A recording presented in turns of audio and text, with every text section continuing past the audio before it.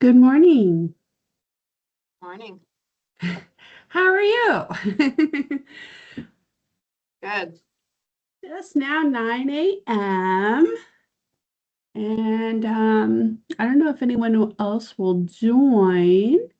Um, so looks like we're a small group. If you wouldn't mind, so I'm Marilyn Stanley, Kansas Housing Resources Corporation. I'm the first time homebuyer program manager. I also manage the Community Services Block Grant program. So would you guys mind sharing who you are, what you do?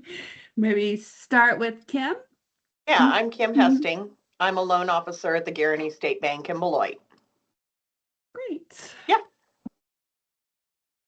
And how about you? How about you, Barb? I'm with Kim, same bank. I'm just kind of tagging along to see what I can learn. Awesome. Thank you so much for joining us today. And looks like Emily just came on. And Emily, you coordinated this for us, right?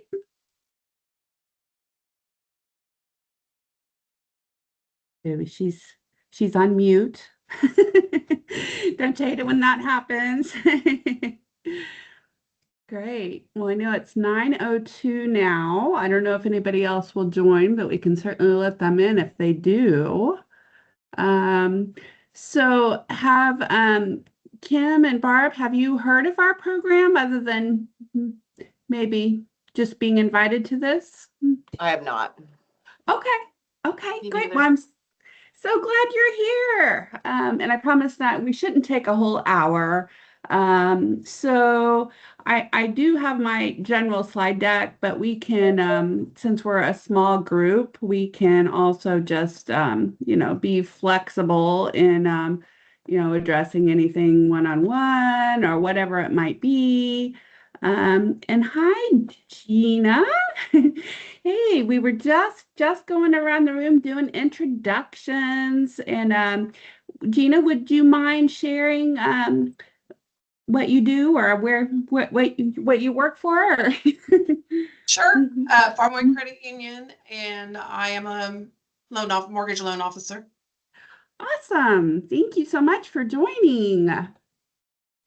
Well, great. And there's Emily. Hi, Emily. And Emily, would you go ahead and share? Sure. I'm Emily Benedict. I do economic development for Mitchell County.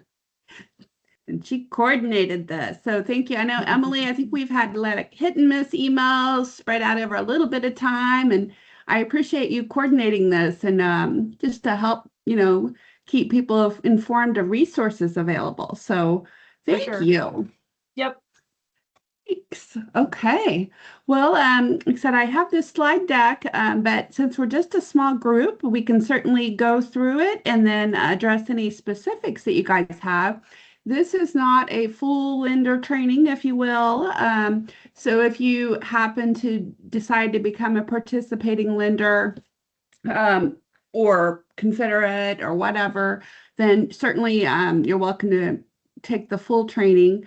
I usually do it live in the early spring, right before everybody starts wanting to buy houses, so that it's kind of fresh to the lenders. And then sometimes we do it again in the fall, but I do have a recording of it. So, if you just have boatloads of time, which most people don't, or if you wanted to share it with anyone else in your organization, then could certainly look at it anytime. It's right on our website. But all right, well, I'm going to see if I can get my screen to share. Gonna pick the proper one. I don't know if anybody else has that trouble. All right, can you see the PowerPoint slide? Okay, awesome. Okay, well, and I'm just going to share it with the slides on the left. That way we can just, it's not terribly long. So, first of all, I don't know how much everybody knows about Kansas Housing Resources Corporation. So I'll give you just a little bit about us. And I have been with KHRC about 5.5 years. Prior to that, I worked for a nonprofit called Housing and Credit Counseling, Inc.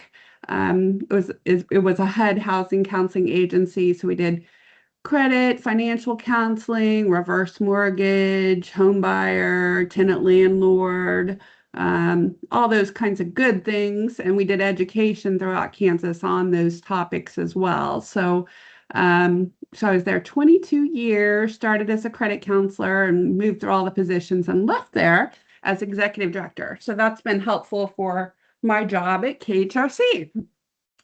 So overall, KHRC, we probably have, I don't know, 60, 65 employees. We have 4 divisions, if you will, and we're a quasi-state organization. So meaning we are a separate nonprofit public organization where sometimes state programs are passed down by the governor's office to us to administer.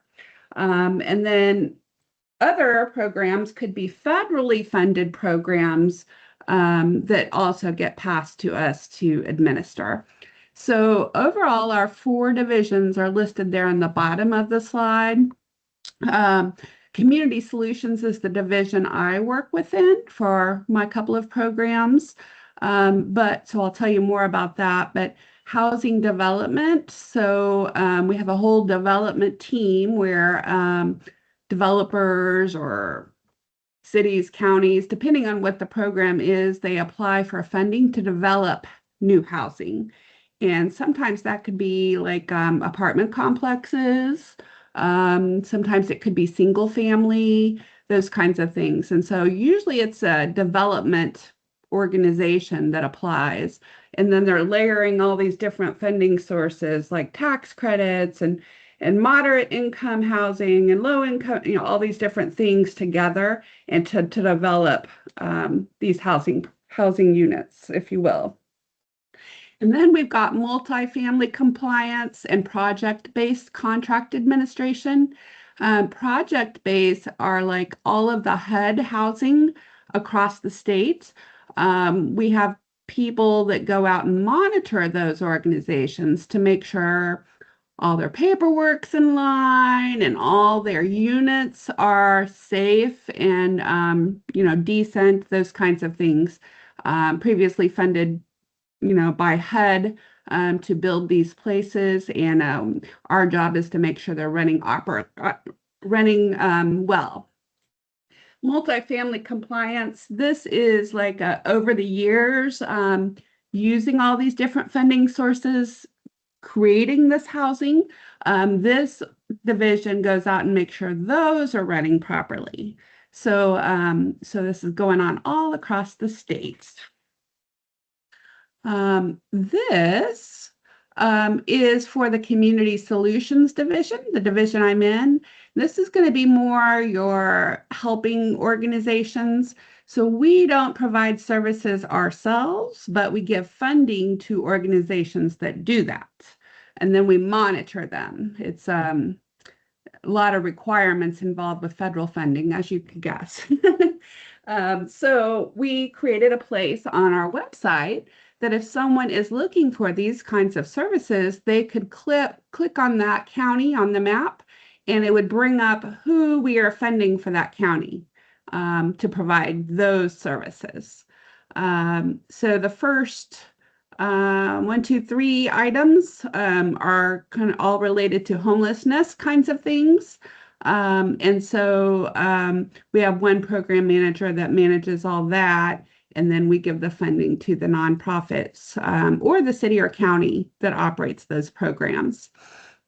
Community service providers, that's my community services block grant. There are 8 community action agencies that cover the full state.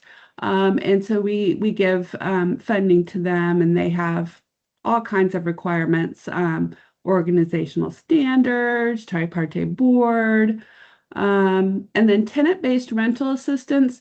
This is money that follows the person, not the complex, not the apartment complex or low-income housing. And it's a short-term bridge to get people stably housed. And then weatherization, you guys may want to know about that. I don't know there in your county if you have some houses that could certainly use weatherization assistance. Really, this is, sealing up leaky windows and, doors that air's coming in. And, oh, well, there's a lot more involved than that. But weatherization for families below 200% of federal poverty income limits can get their house weatherized for free. So we provide funding to organizations that do that. All right. So first, I want to tell you a little bit about the home loan guarantee for rural Kansas. Have you guys heard of that? I don't know if you have. Okay. So this was a new law. It's Kansas. It became law July 1st of 22 via the Kansas Rural Home Loan Guarantee Act. And so we coordinated and developed this program. To date, it has not been used, but I want to give you just a moment to know it's available. So we have a $2 million guarantee fund. Basically, let's say you build a new house and let's say it costs, I don't know, $300,000 to build this house. And then because of where it's located, the appraisal comes in at only like $250,000. Well, you got a $50,000 gap, right? But you still want to be building new houses in some of these areas that may be very rural. And so the state of Kansas decided to make this gap guarantee fund. And so it guarantees the gap for the lender. We can guarantee between 80% of the value and 125% of the value. And so the guarantee is $100,000 per home, no more than that. What this does is it works for counties in Kansas that are below 10,000 population. And so we have 67 Kansas counties that do that. So you can kind of get an idea if anybody's wanting to build new houses.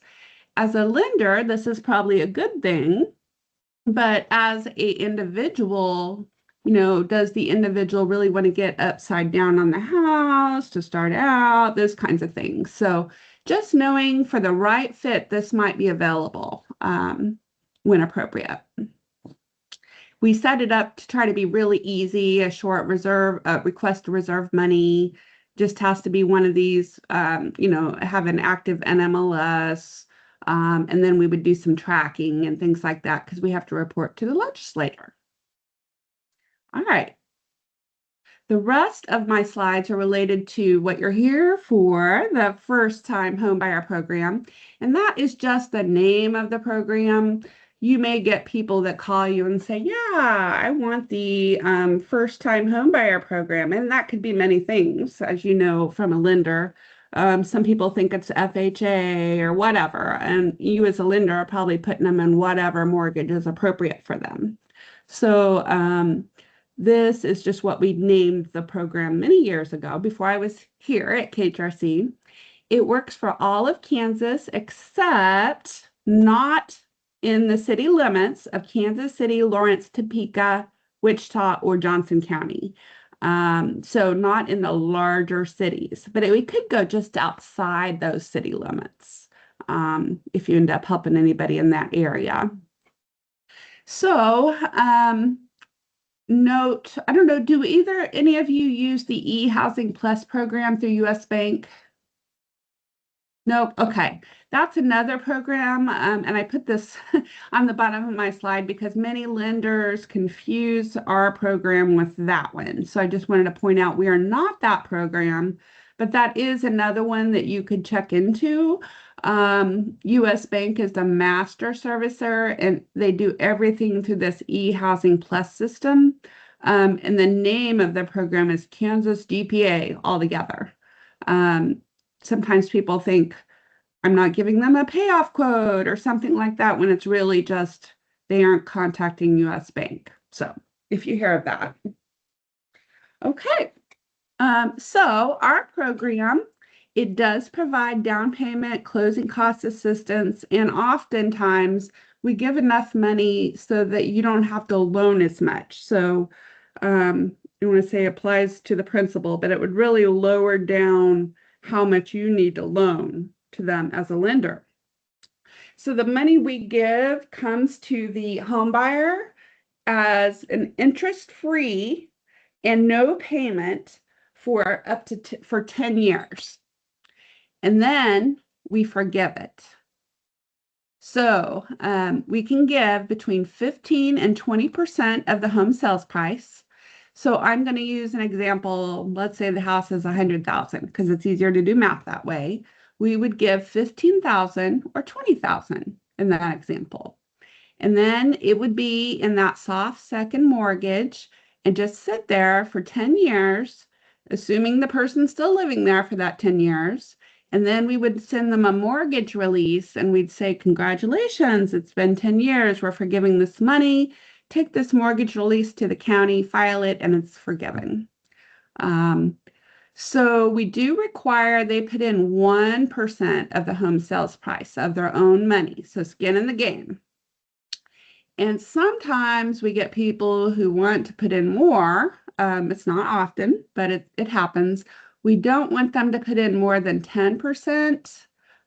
This goes hand in hand with, we also don't want them to have boatloads of cash available assets, because these are federal grant dollars and we don't just want to give it to people who don't really need these limited federal sources, right? So that's why we have these guidelines in the background.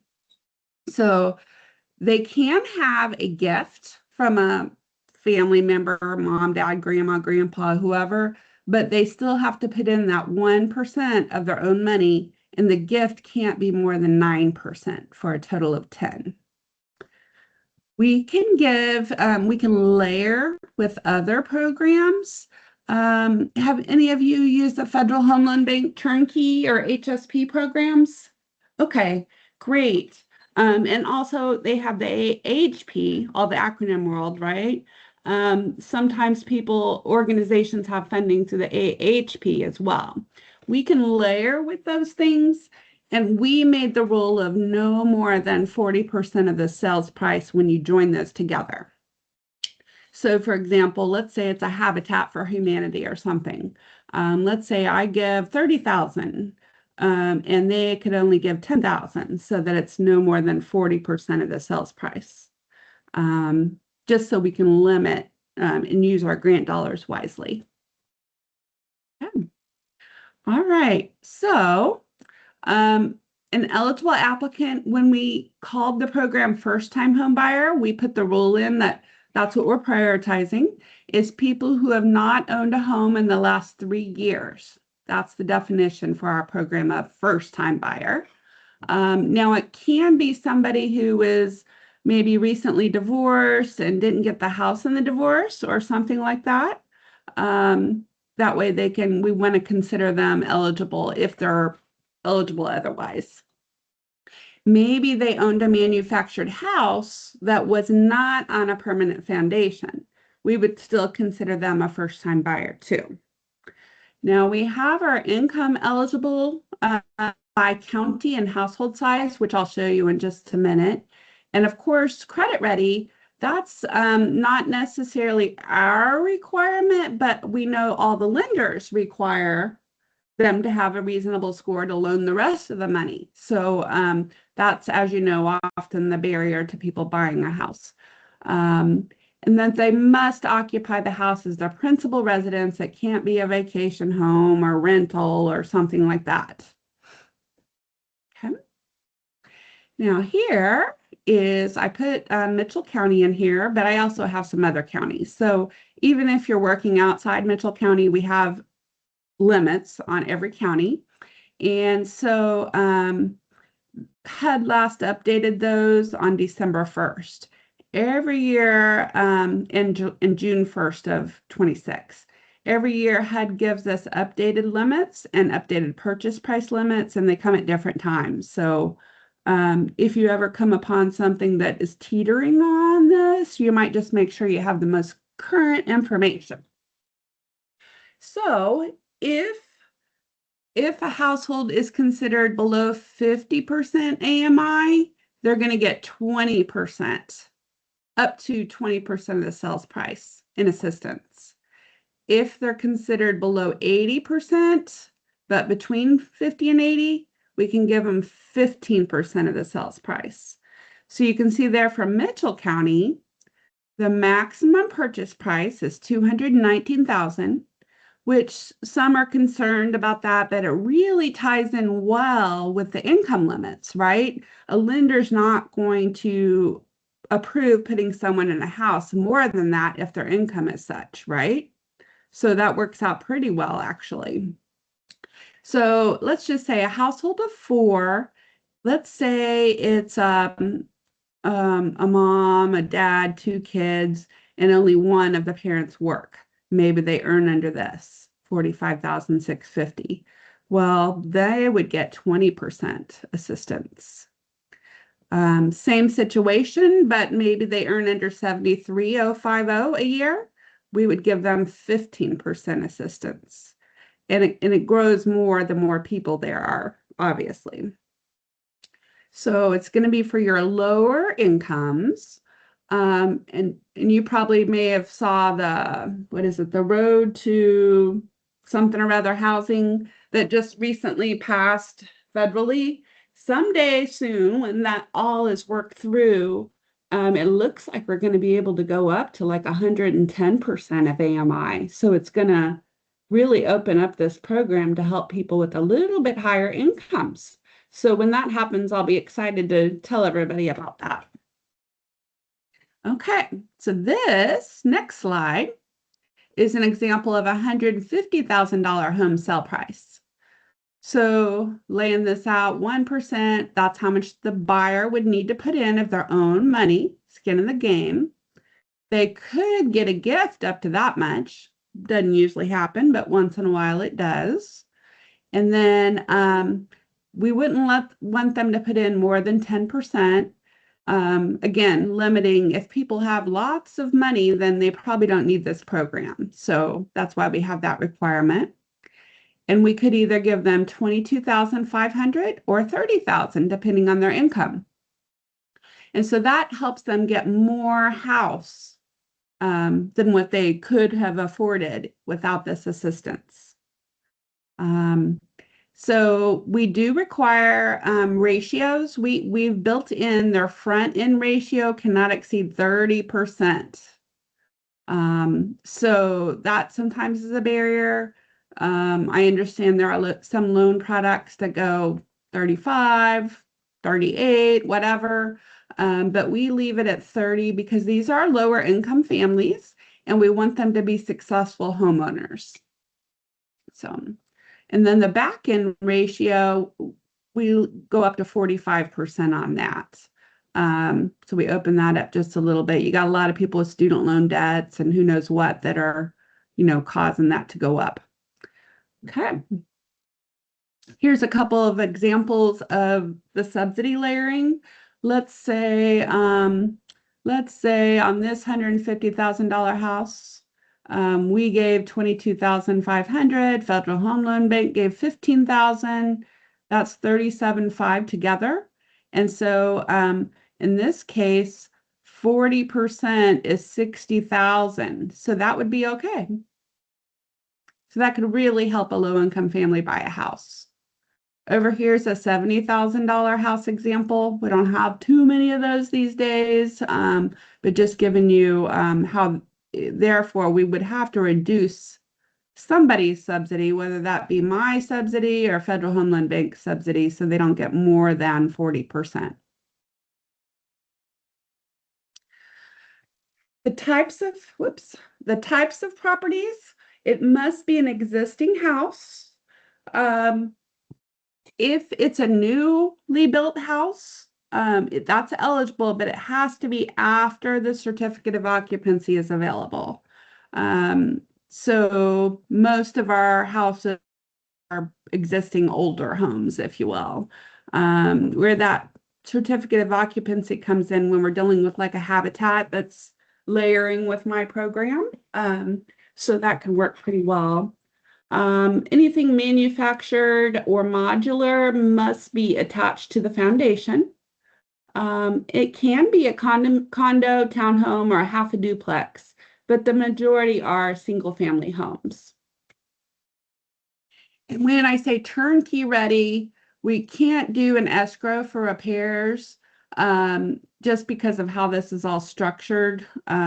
So we do an inspection on these houses and we pay for that inspection. It's more of a health and safety kind of thing, probably something closer to what you have done with FHA or VA loans or rural development in that case. Um, there's maybe very similar to what we do. And so we have these nonprofits across the state that go out and do them. And then if there's something that comes back on that, we expect the seller to make those repairs before we give them money for closing. So that can sometimes slow things down if the seller is slow to make these repairs or depending on the housing market, if everybody's wanting everything to sell it as is, those kinds of things. So there's a little bit about our inspection. So by reviewing what we inspect before the inspector comes and making sure it's ready as possible, that will help save a delay in closing, meaning we'll get the money faster if those repairs are done. And just to give you a sense, during last year, 62% of the homes we did failed on their first inspection, but 38% passed right away. So it really depends on the house. So I think I've already touched on these except for these bottom three. We do limit how much cash assets they have. If they have more than $10,000 after they've put in their 1% of sales price or 10%, then maybe this program is not for them. So again, we want to use our dollars wisely. And we do require them to complete HUD Homebuyer Counseling and HUD Homebuyer Education. If they pay a fee for that, it can count towards this 1% we're requiring them to put in. Okay. This is just a screenshot of that counseling and education. I did the research on these 1, 2, 3, 4, 5 agencies and provided what they cost and how they work. A couple of them have the people do education first and then they do the counseling. And so they may charge a fee for the education, but not the counseling. But they're all very different. It used to be that we had in Kansas, we had Housing and Credit Counseling, Inc., my old agency, and we had Consumer Credit Counseling Services that was in Salina and Wichita area. And then both of those agencies have now merged with national agencies. So as you think about local HUD housing counseling agencies, we have fairly limited options, which is sad. So these are all national groups, except for, I think this one actually is Credit and Homeownership Empowerment Services. They are physically located in the Kansas City area. But I think they're actually in the Missouri side, but they do a lot in Kansas. So the high-level application process. Usually what happens is the lender is aware of this program and while they're working on an application or helping someone, they think, oh, have you heard of this program? Maybe it'll work for you. And then they probably haven't heard about it. And then you would go through and go through the entire process. Basically, a home buyer wanting to use our program needs to go through a participating lender to use our program. And then they need to do their counseling and their education. And then the lender sends me the application package. So the person is not applying to me and to you. They're only applying to you. You're getting all that paperwork you get to approve their loan, and then you give it to me. And then I do a little mini underwriting. And then I would send you a letter and saying, we've reserved X amount of money for this home buyer and this address. And then you would go through with the rest of your closing process while we're waiting on our inspection to come through too. So usually if the house is in good condition and no repairs are needed, you can still close fairly quickly. It might be a little slower for you in the first couple because we have extra forms that you may or may not have needed without using our program. So this is a snippet of the top part of my participating lender list. So if you choose to become a participating lender, we'd get you on this list. I added that the last time or the last year these lenders used our program so that it's better for the home buyer. Because if I say, here's our participating lender list, and they just start going down the list to choose a lender, and if somebody's not used our program before, they should know that. Because sometimes I give people this list and they say, I called XYZ lender and they didn't know anything about this program. Well, oh no, right? So being able to respond when someone calls about this is important. I probably get 250, 300 inquiries from our website every month. So it's possible if you get on this list, you may get additional calls. And we give them lots of information, but any first-time buyer may be a little confused about the whole process anyway. All right, so as a lender, your support is vital. We couldn't do this program without lenders.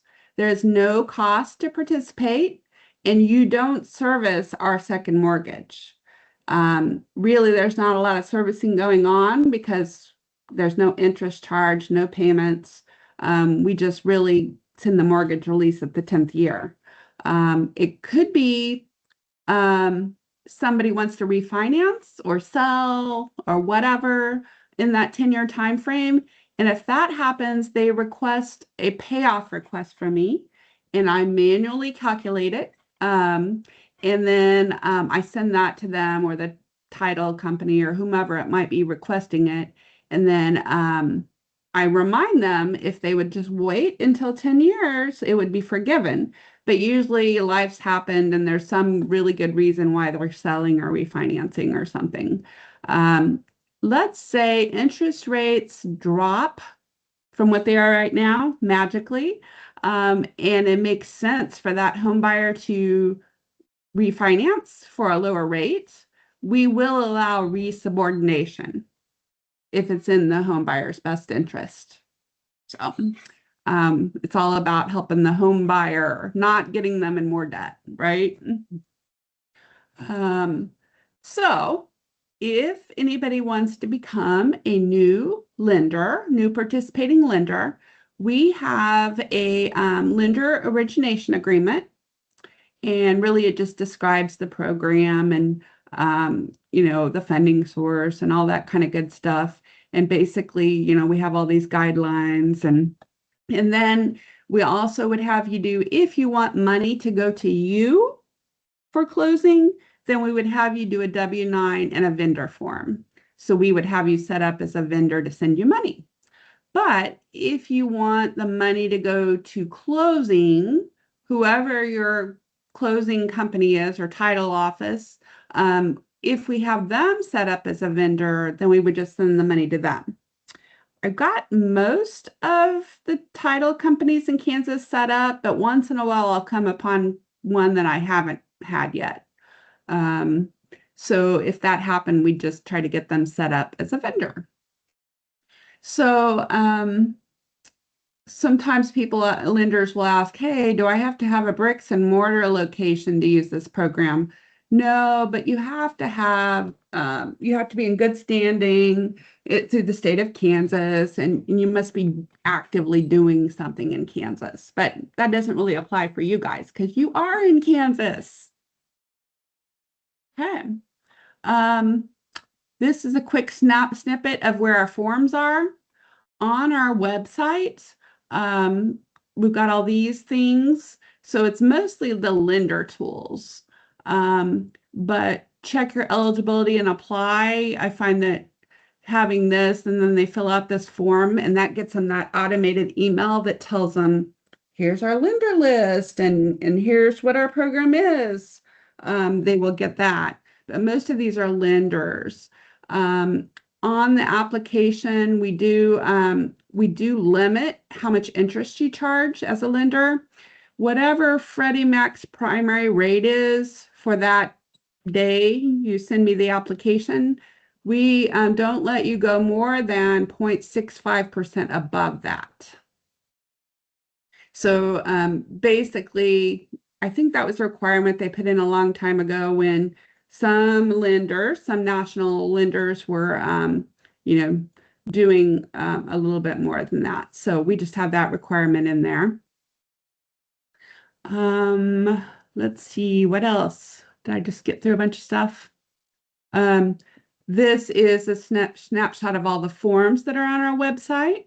And if you choose to become a participating lender, I will email these to you so you don't have to download them. So this is kind of like our general stuff. This is the application forms, of which many times you wouldn't use them all. So like if you have an adult that has no income, we have them fill out that form. If the children have no child support, for example, the person would fill out that form. Maybe they didn't file taxes the last few years, they'd fill out that form. So it's all really dependent on the applicant. And then after I've reserved the money, and then before closing, these are the things that I would have to have along with some other stuff that you guys do. So this is how you read our income limits. So it always comes out like this. It's like a 12-page document. And when you look at this, low income means 80%. So if they're low income by household size, then they would get 15% assistance. If they're below the very low income, they would get 20% assistance. So sometimes it helps to look at this. And I'd be happy to do a preliminary screening if you got somebody that might be eligible or maybe is teetering on this line. I'd be happy to look at how I would calculate income. I project income forward because I want to make sure they can successfully afford this mortgage that they're going to get into. A lender may be using past income to do your ratios. So just keeping that in mind, we might do income a little differently from each other. And this is the maximum purchase price limits by county. Everybody currently is 219,000 except for the counties in red, which are a little higher areas. Their income or maximum purchase price limits are higher. And this is a page we put together a couple years ago. Let's say our program is not a fit for whoever it is. Or maybe our program isn't offered where they're trying to buy a house. For instance, Topeka or Lawrence or Wichita. I've tried to list every kind of program I'm aware of in Kansas on this page. And so this is just an example. If they're buying in Lawrence, if they're buying in Liberal, this one could be layered. Topeka has the Topeka Opportunity to Own program. Johnson County doesn't have a program, but they have a very low income home rehab program. This down payment resource, somebody could go on there and fill out this online engine, and it would pop down a list of all the possible down payment assistance programs that might be available to them. And usually that's often how people hear about our program too, because it's on there. Okay. And last page, this is just if you ever wanted to join our mailing list, you could choose that. You could do that. And then we do send out our grant opportunities and all that good stuff through this new, I guess it's Constant Contact. And of course, we have all the good old social media. All right. I quickly went through a bunch of stuff. What do you guys think? Looks good. Great, great. Um, so that's high level. And if you guys decide to become a participating lender, we could get you on the list. Or if you decide you want a potential buyer, or if you don't want to be a participating lender, then just know that this is available for someone you come upon in the area that might need it. Um, and then I'm always happy to bounce ideas and anything at all that you need.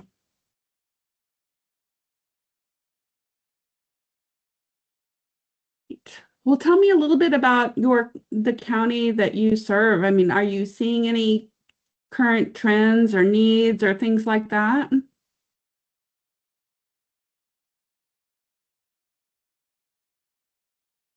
I mean, we have a lot of people coming in for first-time home buyer loans. We use the one out of Topeka.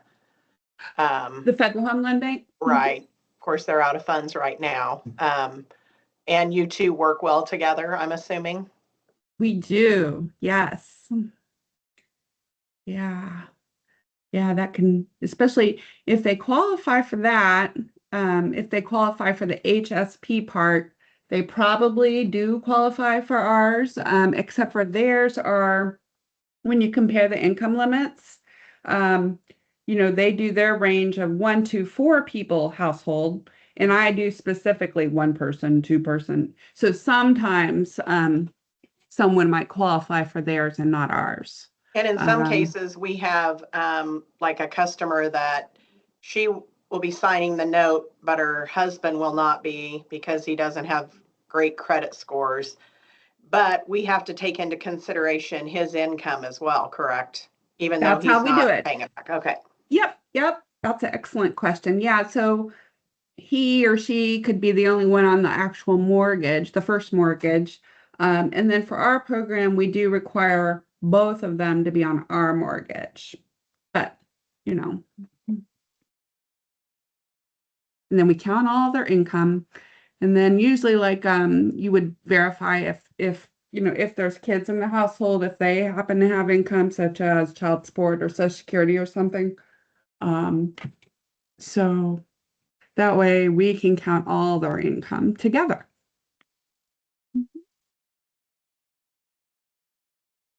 Great. And I know usually when FHL Bank opens up, I try to pull that list of lenders that are doing it in Kansas, and I cross-reference it with my list.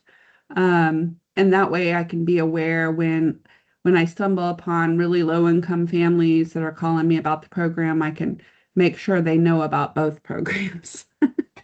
So, mhm. Sweet. Well, gosh, I really appreciate your time today. Is there anything I can provide to you, or do you feel free to reach out to me individually if you'd like? I'm going to put my email here in the chat. Um, Email is always a great way to get in touch with me. Phone call's fine too, but Are there currently funds available? yes, we have not ran out of funds in many years. Okay.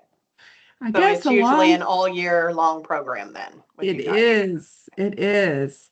And then sometimes people get confused thinking our money is Federal Home Loan Bank, but it's not. Okay. So I guess many years ago, I'm talking 10, 15 years ago or longer, this program used to run out of money. I guess they would have hundreds and hundreds a year. And so they would open it up into 2 rounds. They'd call it round 1 and round 2. And so then they shuffle through all those applicants. These days, again, I've only been doing this program a few years, but we've not ran out of money at all. And if somebody moves in that 10-year time frame or refinances, we have them pay back the portion, and we reuse that money. So we've got for more home buyers. So it's helped the program to do that. So Yeah. By any chance, was this recorded? We have a couple of lenders that weren't able to set in. Oh, I think I did set it to record when I set this up. If it is, would you mind putting your email in the chat here and I Sure. can email it to you? That would be awesome. I had someone else from a different bank that wasn't able to attend. If you want to send it to me, I can just send it out to the group if you're comfortable with that. Sure, Okay, that'd be absolutely. perfect. Thanks. Yeah, I'll just send it to you then, Emily, and Okay. perfect. Okay, and then maybe we can help some more home buyers and continue to build your county. All right. Well, thank you, Emily, for coordinating and Barb, Kim, and Gina for attending. Thank you. All right. Have a great day. Thanks. Thanks a lot. Thank you. Bye-bye. Thank you.